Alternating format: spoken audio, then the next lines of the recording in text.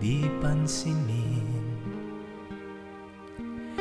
Nadadaig ka ba ng ligalig at natatakot na hindi kayanin?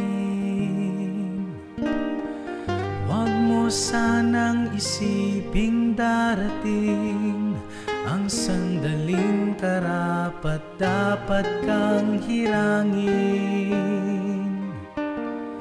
Tinatawag ka niya at ang tanging nais niya ang iyong tugon.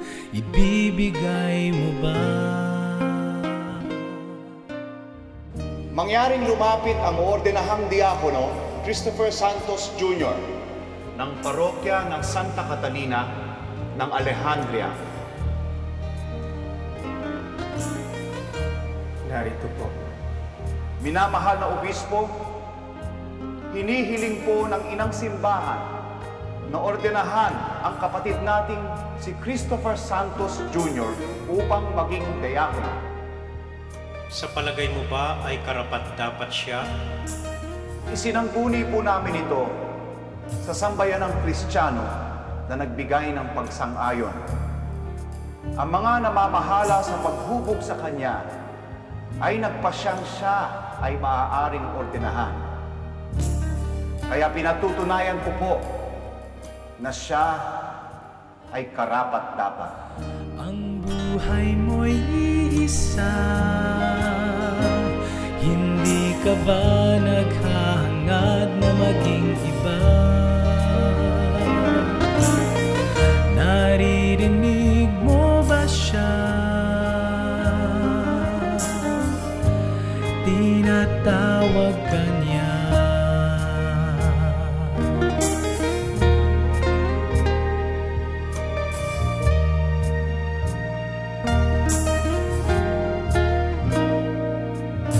Nangangamba ka bang hindi magagawang talikuran mga yaman ng mundong ito?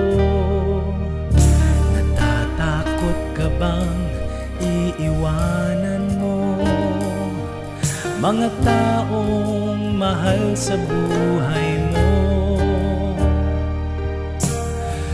Huwag mong limutin ang pangako niya sa'yo, higit pa rito ang ibibigay sa'yo.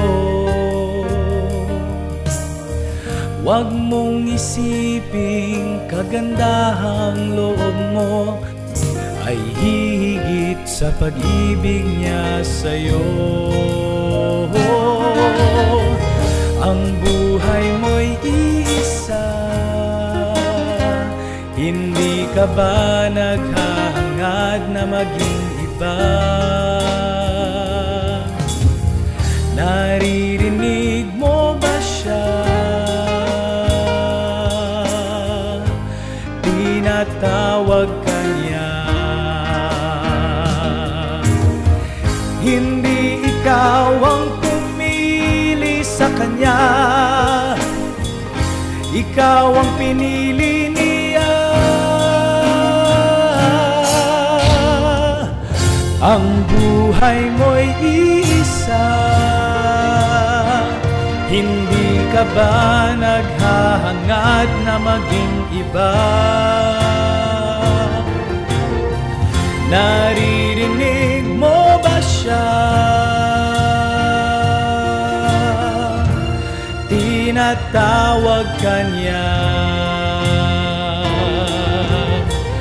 Ang buhay mo'y iisa, hindi ka ba naghahangad na maging iba? Naririnig mo ba siya? Tinatawag ka niya.